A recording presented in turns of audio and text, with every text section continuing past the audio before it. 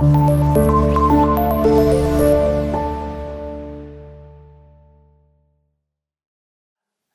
अस्सलाम वालेकुम क्लास। मैं आपका केमिस्ट्री टीचर मोहम्मद अब्दुल्ला ज़िया। आज बच्चों हमने जो लेक्चर स्टडी करना है वो 9.6 common ion effect. Common ion effect एक बड़ा सिंपल सा एक तरीकाकार है, जिसमें अगर मैं आपको ये कहूँ कि अगर हमारे पास यहाँ पे इस बीकर के अंदर नमक NaCl जो है वो डिजोल्व है, हल है किसके अंदर, वाटर के अंदर। अब इसी वाटर के अंदर अगर मैं बाहर से HCl डाल दूं तो क्या होगा। हम देखते हैं कि इस बीकर के अंदर दो चीजें पहले से मौजूद हैं, एक है वाटर और दूसरा है नमक NaCl।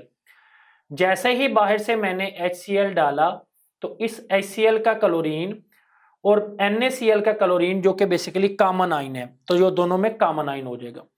अगर मैं इसको इस तरीके से लिखूं कि NaCl जो कि बेसिकली बन जाता है Na पॉजिटिव और Cl नेगेटिव, इसकी अगर मैं केसी लिखूं तो Na पॉजिटिव Cl नेगेटिव और यहां पे आ जाएगा NaCl। अब ये जो मैंने केसी लिखा है इसके अंदर क्योंकि हमने HCl डाला था, HCl गैस की फॉर्म में, तो ये बन गया H पॉजिटिव और Cl नेगेटिव। हमारे इन दोनों सॉल्यूशंस के अंदर ये जो क्लोरीन है और ये जो क्लोरीन है ये दोनों के दोनों एक दूसरे में क्या हो गए, कॉमन आइन।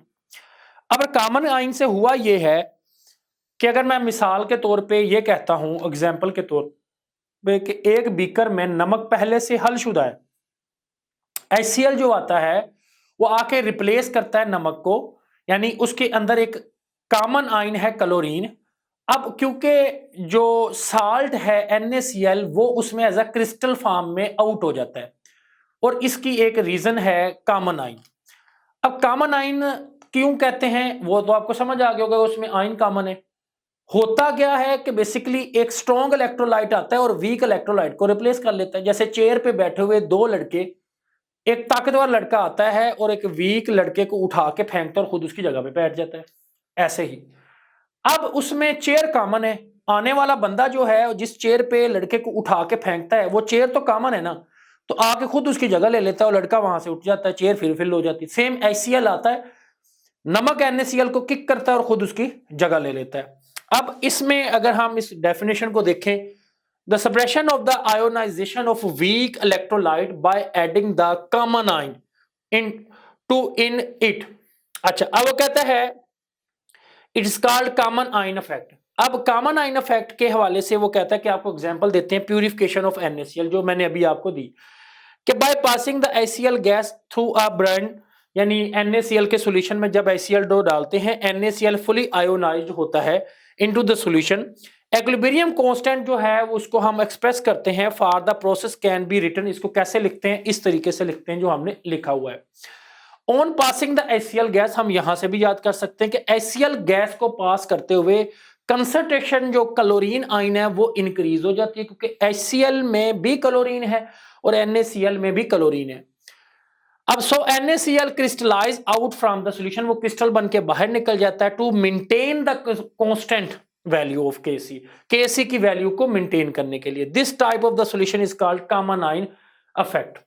अब कॉमन आइन इफेक्ट सॉल्यूशन जो है उसकी अगर हम ये भी पावर देखें, ये देखें, वो कहता है addition of common ion to a solution. जब कॉमन आइन यानी HCl और NaCl को हम मिलाते हैं, the less soluble electrolyte, less soluble कौन है, NaCl, सप्रेस इट्स आयोनाइजेशन, उसके आयोनाइजेशन सप्रेस होते हैं and the concentration of the unionised species is increase. Unionised species increase क्या जी, एक चीज आइंस हो और फिर वो अनआयोनाइज हो जाए, मतलब नमक पहले आइंस में हल था अब वो अनआयोनाइज मतलब वापस दोबारा अपनी ओरिजिनल फॉर्म में आ जाएगा। यानी NaCl जब डिसोल्व होके क्या बना, Na पॉजिटिव और Cl नेगेटिव। अब जब इसने क्रिस्टल बनना है तो ये दोनों ने वापस इसी तरह वापस आ जाना है, NaCl में क्रिस्टल बन जाना है, तो इसे कहते हैं unionised species increase which may be come out as the precipitate, जो कि बाहर आते हैं प्रेसिपिटेट की फॉर्म में। अब कुछ एग्जांपल है KClO3 और K पॉजिटिव ClO3 नेगेटिव। इस तरह KCl इन दोनों में K कॉमन है, इसी तरह H2S और HCl के अंदर हाइड्रोजन कॉमन है, इन दोनों में NH4 कॉमन है, दोनों रिएक्शन। ये एक एग्जांपल है, ये एक एग्जांपल है, एक ये है। तो इसके साथ 3 एग्जाम्पल दी हुई थी। यहीं पे टॉपिक कंप्लीट हो गया। दुआ में याद रखिएगा। अल्लाह हाफिज़।